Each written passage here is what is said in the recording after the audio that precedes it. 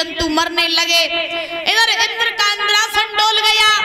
इंद्र ने अप्सराओं को बुलाया और कहा कि चली जाओ और जा करके पृथ्वी पर देखो कि कौन ऐसा भगवान का भक्त है जो इतनी कठिन तपस्या कर रहा है।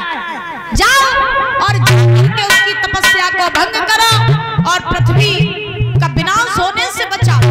जाओ। अप्सराएं चली हैं दादा। चलते चलते अप्सराएं जो है ये पहुंची हैं कहाँ? ध्रुव जी के पास, जहाँ ध्रुव तप कर रहे थे। अम्मा तुम्हारी नौ भोर हुई है। हाँ तुम सोता वाली लिस्ट में हो। होली भाग्य बिहारी लाल की। आज महाराज अप्सराएं पहुंची ध्रुव जी के पास। अब ध्रुव जी 5 वर्ष के हैं, तप कर रहे हैं। अप्सराओं ने देखा, आपस में बोली बेना जो तो लला बना है 1200 है और जो इतना कठिन तप कर रहा है, जाके तपस्या तो अपन तुम हाल भंग कर लियो। और कैसे भंग करियो मालूम है? अप्सराएं बोली आज और नाच कूद के मनाले मेरी बेना ललायु मर कोई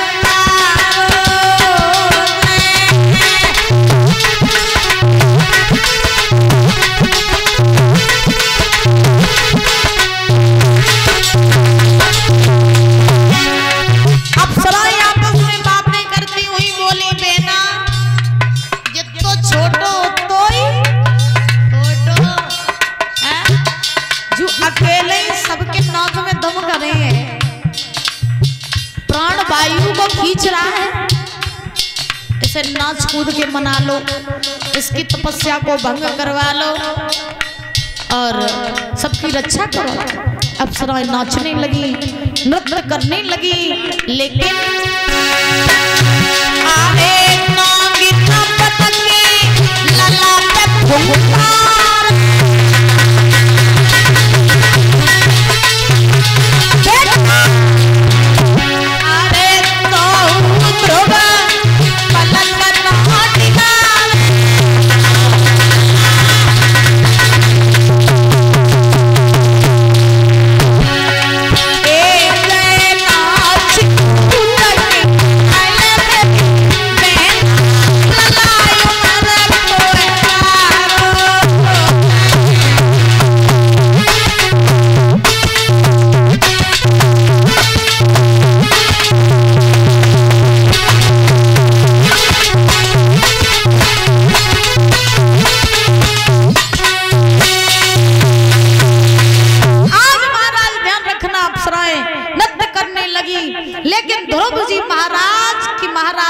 भंग नहीं करवा पाई।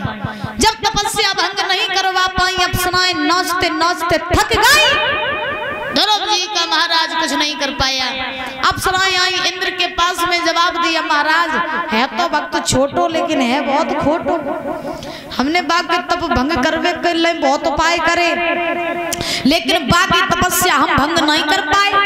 नारायण की महिमा या तो उनके भक्त जाने और भक्त की महिमा या तो नारायण जाने, तीसरो कोई नहीं जान सकते। अब तो नारायण ही कुछ कर सकते हैं, उनकी शरण में चलो। तो सारे देवी देवता भगवान नारायण की शरण में आए। जवाब दिया प्रभु अब आपके सिवा हमारा कोई नहीं, आप जाइए पृथ्वी पर जा करके अपने भक्त को दर्शन दीजिए और पृथ्वी का विनाश होने से बचाइए। अगर ध्रुव ऐसे ही तपस्या करता रहा, ऐसे ही प्राण वायु को खींचता रहा तो पृथ्वी का विनाश हो जाएगा। नारायण ने गरुड़ पर सवार हुए। गरुड़ पर सवार होकर के भगवान नारायण ध्रुव जी के पास आए। ध्रुव तप कर रहे थे, भगवान की मोहिनी मूर्त को अपने हृदय में बैठाए थे। भगवान गए, आवाज लगाई बेटा ध्रुव आंखें खोलो। ध्रुव ने आंखें नहीं खोली। भगवान ने उस मोहिनी मूर्त को खींच लिया ध्रुव के हृदय से। जैसे खींचा ध्रुव को, जब वो भगवान की मूर्त दिखाई नहीं पड़ी, तैसे ही मैया ध्रुव जी आज पछाड़ खा के गिर पड़े। जैसे ही ध्रुव पछाड़ खा के गिरे, तैसे ही भगवान ने ध्रुव को उठा करके अपनी गोद में बैठा लिया। बोलिए नारायण भगवान की, बोलिए ध्रुव जी महाराज की जयकारा तो बोल ले करो हैं। 4 रोटी खाई लेती दो की आवाज निकालो तो पंडाल झंझनाए जाए। हाँ महाराज आज भगवान ने ध्रुव जी को अपनी गोद में बैठा लिया। ध्रुव जी ने भगवान के दर्शन किए। भगवान ने ध्रुव से कहा बेटा ध्रुव हम तेरी भक्ति से बड़े प्रसन्न हैं, तू हमसे कोई वरदान मांग ले। ध्रुव ने कहा प्रभु आपकी हमें गोद मिल गई, हमारे लिए यही बहुत है, अब हमें आपसे कुछ नहीं चाहिए। धन्य है वो 5 साल का बच्चा जो भगवान से कह रहा है कि नाथ अब हमें कुछ नहीं चाहिए, आपकी हमें गोद मिल गई, हमारे लिए यही बहुत है। और आजकल के जो 60 साल के हो जाते बेव मंदिर में जाए कि जगात परमात्मा लड़का को ब्याह हो जाए, घर में नौती आ जाए, लड़का की नौकरी लग जाए, इतना पैसा आ जाए, भू कारोबार चल जाए, जे फैक्ट्री चल जाए, जे गाड़ी आ जाए, मंदिरों में जा करके इच्छाओं को रखते हैं, ये आ जाए वो आ जाए, ये हो जाए वो हो जाए। हम देखते हैं माताएं कई मंदिर में जाती हैं तो सबसे पहले जय कहती हैं परमात्मा भाई जा इच्छा पूरी हो जाए, बा इच्छा पूरी हो जाए। लेकिन कभी कोई ये कहता है कि भगवान आप मुझे मिल जाओ, हैं? किसी ने आज दिन तक कहा? तुम मंदिर में जाती हो पूजा करवे काजे, तुम भगवान से मांगने ही तो जाती हो, मांगने जाती हो, भगवान को मांगने जाती हो। क्या बात है, एक बार फौजन आंटी के लिए तालियां बजा दो। ऐसे भक्त कहाँ देखने को मिलते हैं कि जो भगवान को मांगने जाते हैं। आजकल तो लोग भगवान से मांगने जाते हैं। हाँ कि ये दे दो वो दे दो, वो फैक्ट्री चालू हो जाए, ये फैक्ट्री चालू हो जाए, द्वारा पे कोई बाबा आ जाए भिक्षा मांगवे काजे तो का कहती बाबा जी मेरे हाथ देख ले और मुझे बताए दो कि मेरे लल्ला की नौकरी लगी है कि नहीं लगी है। हाँ मेरे हाथ देख लियो बाबा जी, हम लोग बताए दो कि मेरे लड़का की नौकरी लगी है कि नहीं लगी है, हम पैसा वाले बनिए कि नहीं बनिए। याद रखो मैया जितना संसार के पीछे दौड़ोगे उतना ही दुख तुम्हारे ऊपर आएगा, और जितना भगवान के पीछे भागोगे ना उतना ही सुख तुम्हारे पीछे पीछे आएगा। तो भगवान से मांगने न जाया करो बल्कि भगवान को ही मांगने जाया करो, जिसने सारे संसार को रचाया, जिसने हमें और आपको बनाया, और आप उसी पालनहार से संसार की इच्छाएं करते हो। हाँ तो भगवान से मांगने जाओगी, भगवान को मांगने जाओगी। हाथ उठाओ, भगवान को मांगिए। देखो अब ऐसे हाथ उठाए रही लेकिन मांगी कोई नहीं। जब मंदिर में जाते ही जाते कहने लगे लड़का की नौकरी लग जाए, 51 किलो की लड़ुआ चढ़ाई, कोई कहती घंटा चढ़ाई, कोई कहती झंडा चढ़ाई, और लड़का की नौकरी लग जाए। फिर पड़ोसी ने कहे कि तुमने मंदिर पे झंडा बोलो तो चढ़ाया, सो का कहती कोई दिक्कत थोड़ी नहीं, अब चढ़ाई दी है ना लड़का कहूँ भाजा जाता ना मंदिर कहूँ भाजा जाता। हाँ कहा जाता है संत का क्षण और थाली का कड़, इसको कभी व्यर्थ नहीं करना चाहिए। बोली बांके बिहारी लाल की। महाराज ध्रुव जी ने आज कहा कि हे प्रभु हमें आपकी गोद मिल गई, हमारे लिए यही बहुत है, हमें कुछ नहीं चाहिए। लेकिन फिर भी हमारे प्रभु इतने बड़े दयालु हैं। भगवान ने ध्रुव जी से कहा ध्रुव जाओ हम तुम्हें ये वरदान देते हैं कि तुम पृथ्वी पर रह करके 36,000 वर्षों तक राज्य करोगे। कितने हजार वर्षों तक? 36,000 वर्षों तक। और जब तुम्हारी राज्य से इच्छा भर जाए तो तुम अपने आप हमारे धाम को चले आना। ध्रुव जी को वहां से विदा किया, इंद्र का ऐरावत हाथी बुलाया, ध्रुव को साथी पर बैठाया, अवध के लिए ध्रुव जी आए।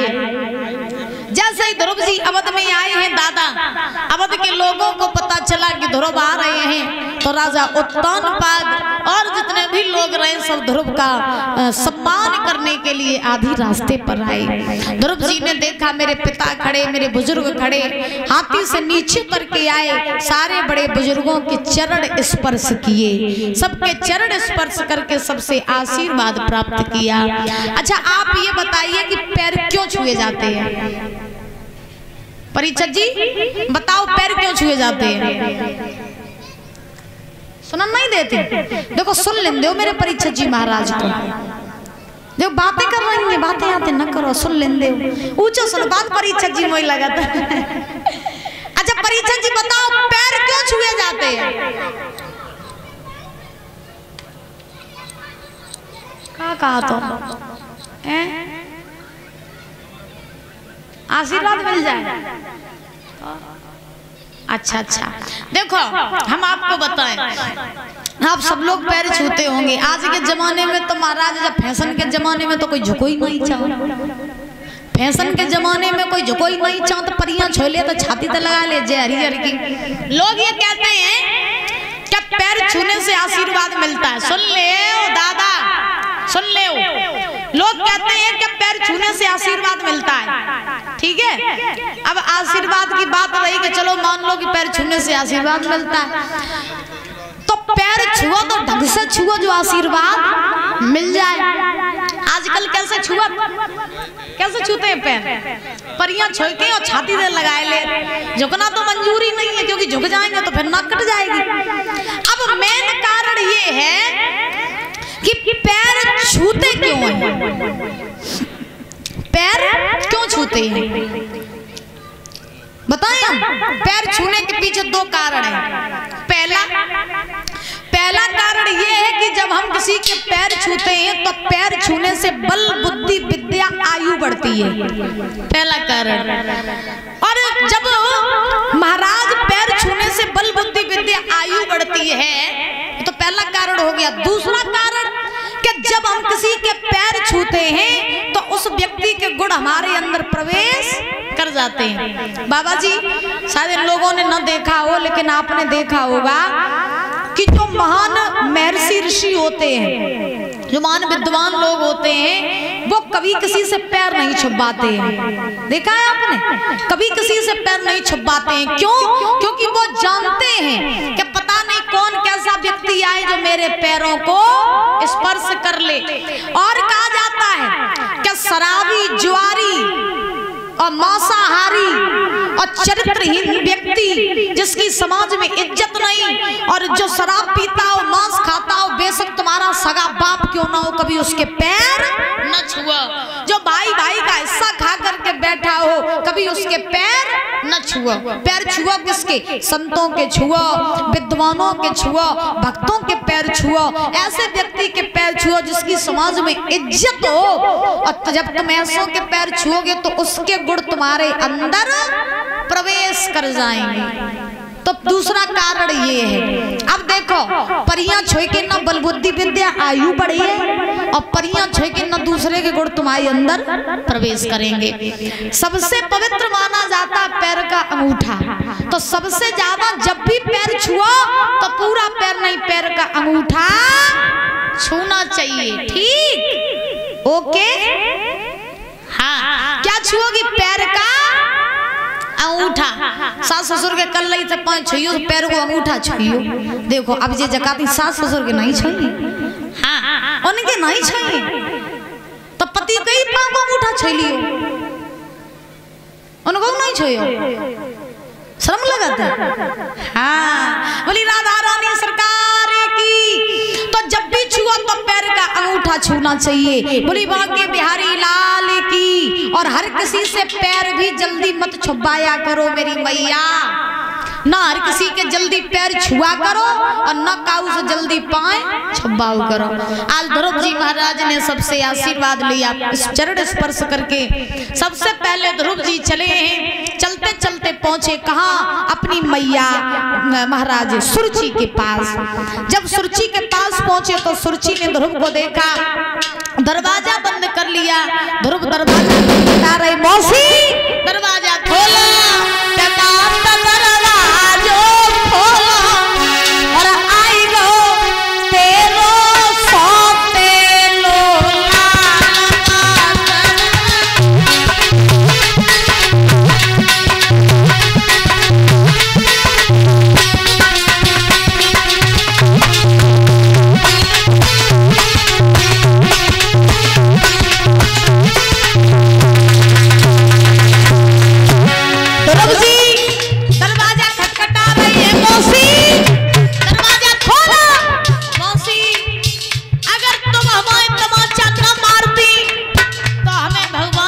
गोद प्राप्त नहीं होती।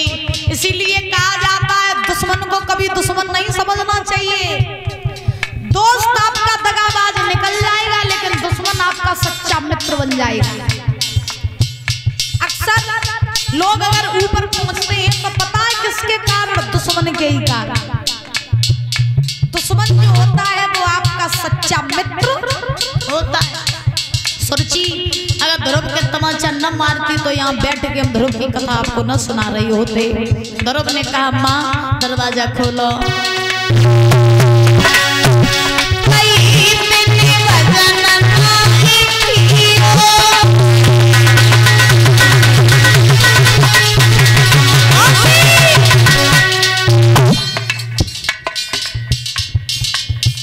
गाड़ी के पास लगे फौजी अंकल उनको हटा दो जाके।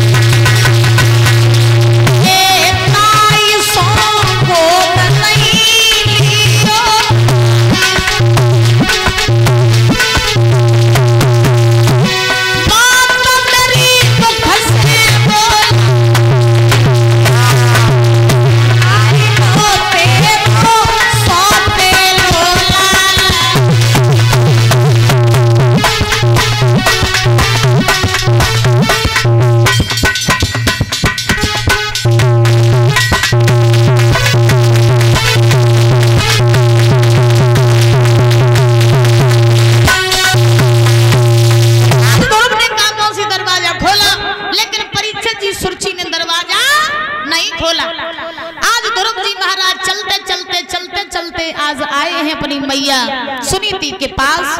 मैया सुनीति ने ध्रुव को देखा, अपने हृदय से लगा लिया। सुनीति ने ध्रुव से पूछा बेटा भगवान तुझे मिल गए?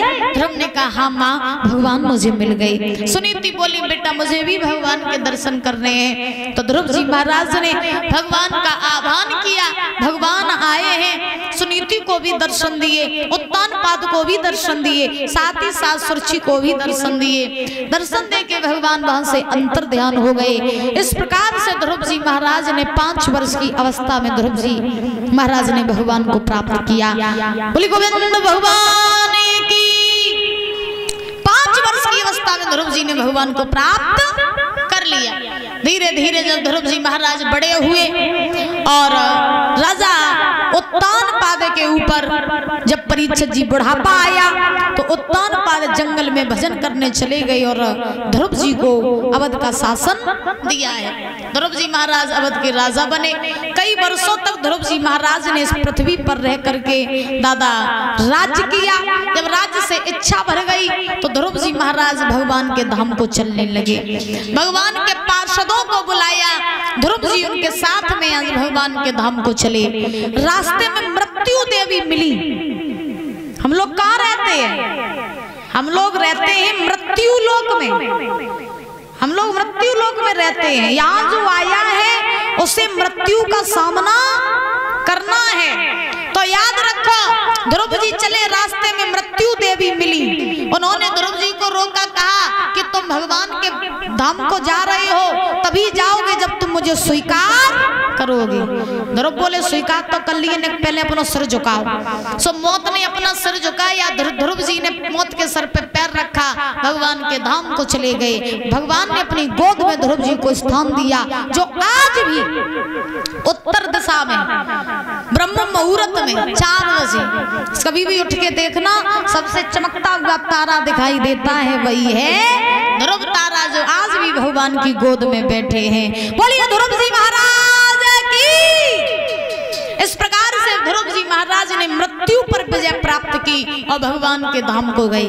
ध्रुव तारा की एक और खासियत है, बता दें, घबरा तो नहीं जाओगे हैं, न डराए जाओ। हाँ, ध्रुव तारा की खासियत है क्या कि जिस व्यक्ति की मृत्यु होने वाली हो, जो व्यक्ति मरने वाला हो, परीक्षित जी तुम सावधान हो जाइए, तुम्हारे तो 3 ही दिन रही है। हाँ, 3 दिन बाद तुम्हारा काम खत्म है। तो जिस व्यक्ति की मृत्यु होने वाली हो उसे 6 महीना पहले से अगर ध्रुव तारा दिखाई देना बंद हो जाए तो तुम समझ लेना कि हमारा समय निकट आई हुए। ठीक, तो रोज कछु करो न करो, सवेरे उठो 4 बजे और 4 बजे उठ करके ध्रुव तारा के दर्शन जरूर करो। बोली राधा रानी सरकार की। परीक्षित जी आज तक 4 बजे उठ के रोज दर्शन करो करियो ध्रुव तारा के, तो पता चल जाइए कि 3 दिन बाद खत्म हो या फिर और चलियो कछु दिन। ठीक है, बोली बांके बिहारी लाल की। इस प्रकार से व्यास नंदन श्री सुखदेव जी महाराज समझा रहे हैं कि हे राजन परीक्षित, ध्रुव जी महाराज ने छोटी सी अवस्था में भगवान को प्राप्त किया। याद रखो संतान घर में अगर अच्छी निकल आए तो जीते जी आज संतान अपने माँ बाप को स्वर्ग की सीढ़ी पकड़ा दे, और संतान अगर बिगड़ जाए तो महाराज जीते ही जी माँ बाप को नरक की सीढ़ी दिखा दे। इसीलिए तो कहते हैं कि बच्चों को संस्कार दिया करो। अगर मैया सुनीति भगवान ध्रुव जी को भगवान का रास्ता न दिखाती तो ध्रुव जी की कथा इतिहास में न आती, लेकिन आप लोग तो महाराज भगवान के पास भेजती नहीं हो बच्चों को। बच्चा 5 साल का जब तक, याद रखो, जब तक बच्चा 5 साल का न हो पाए तब तक तुम उसे खिलाओ पिलाओ लाड करो दुलार करो जो करना हो करो, और जैसे ही 5 साल का हो जाए आंख दिखाना प्रारंभ कर दो, क्योंकि बच्चे की बिगड़ने की उम्र 5 साल से लेकर के 18 साल तक की होती है। याद रखो, बच्चों के बिगड़ने की उम्र 5 साल से 18 साल तक होती है, और इन सालों में अगर तुमने बच्चे को सुधार लिया तो समझो कि तुम्हारा बेड़ा पार है, और इन सालों में अगर तुम्हारा बच्चा बिगड़ गया तो दुनिया में से कोई सुधारने वाला पैदा हो ही नहीं सकता है। तो संस्कार देना जरूरी है कि नहीं है? बोलो। तो सवेरे अनुवाद धोवा के कहाँ पठो करो हैं? मंदिर में। और सवेरे ही सवेरे अपने बच्चों से कहा करो कि सवेरे उठो हमारे पैर छुओ, दादी बब्बा के पैर छुओ, सबके पैर छू करके अच्छे संस्कार दिया करो। जब फ्री टाइम में बैठा करो तो फोन ना पकड़ा दिया करो कार्टून दिखाने के लिए। हाँ, फ्री टाइम में बैठा करो तो अपने बच्चों को अच्छी अच्छी बातें सिखाया करो, अच्छा ज्ञान सिखाया करो। बोली बांके बिहारी लाल की। आइए